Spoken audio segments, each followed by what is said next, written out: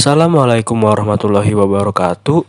Di sini saya akan menjelaskan cara untuk menjernihkan suara dan memberikan efek pada suara. Berikut langkah-langkahnya. Langkah pertama, saya menggunakan shortcut Ctrl O untuk mencari file audio yang akan saya edit. Kemudian di sini juga saya akan memutarkan audio yang sebelum diedit.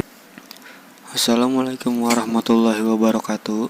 Perkenalkan, nama saya Farel Septian atau biasa dipanggil Farel. Saya lahir di Tangerang 11 September tahun 2003. Dan tempat tinggal saya berada di Gang Haji Joan 5, RT 2. Nah, di sini suaranya masih terdengar sedikit noise dan kemudian langkah selanjutnya, di sini saya akan men-select all audionya, lalu buka menu efek,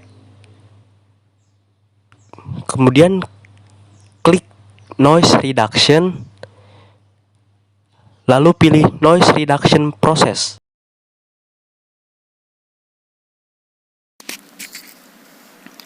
Assalamualaikum warahmatullahi wabarakatuh. Perkenalkan, nama saya Farel Septian atau biasa dipanggil Farel.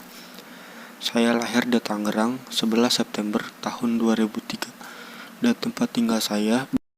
Nah, di sini suaranya udah mulai lumayan bagus ya daripada yang tadi, noise-nya juga udah lumayan hilang.